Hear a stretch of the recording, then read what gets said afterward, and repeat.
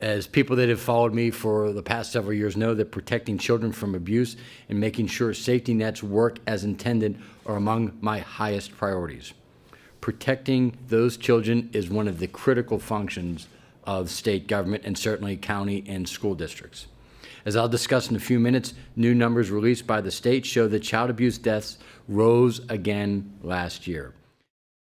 I want to make sure that every school does their part to stop child abuse wherever and whenever they can.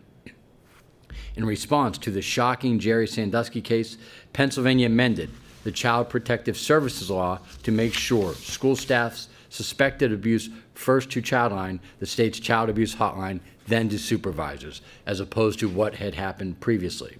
This change was intended to make sure that no one at the local level could sweep reports of suspected abuse under the rug.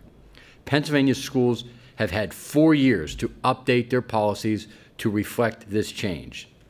These policies make sure that teachers and others who work directly with students know what to do and what priority to do it. Last fall, I directed my school audit team to verify that every traditional public school had updated these policies. My team learned that nearly 1 out of every 5 school districts in Pennsylvania out of the 500 districts did not have the correct updated language in their policies, and I spoke to you about that finding at that time.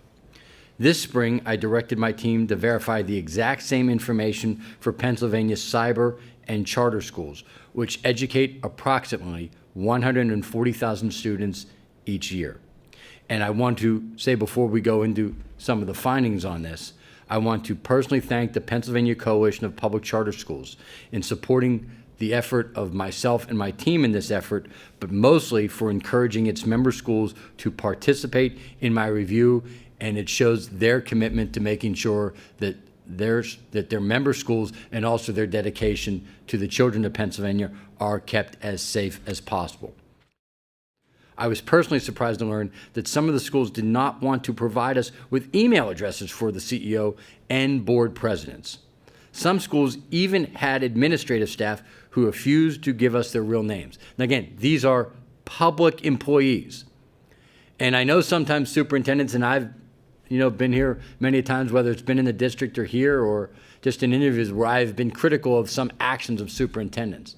But one thing we know who they are, we know their contact information, we know their working address, we know their name, and more often than not, minus them being on vacation when it's a school board meeting, they are present at that school board meeting, available to answer questions from the public, agree or disagree with their actions. That was not the case when it came to the CEOs and the school board presidents of some of the cyber and charter schools. Once we emailed the school's administrators, we made sure to give them adequate time to respond to our request. If schools did not respond after the first round of calling, we tried again twice so that every school had a chance to send us their policy if they had one. Even after all of that, 9 charter schools flatly ignored us. 9.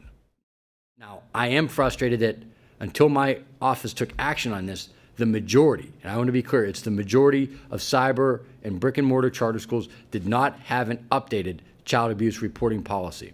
And let me remind everyone that Pennsylvania's Childline may be reached at 1-800-932-0313. Individuals who work with children and are classified as mandated reporters may also file reports online.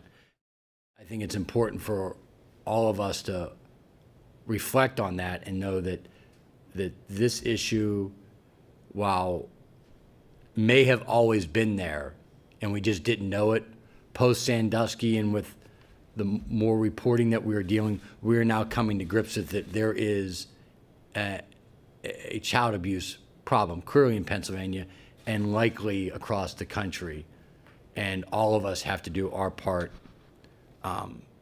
to try to stem this tide.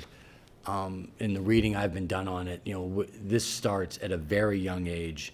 I think in many ways we are just scratching the surface, and we have a lot of work to do, whether it be urban, suburban, or rural Pennsylvania, to make sure that we are giving every single kid an equal shot.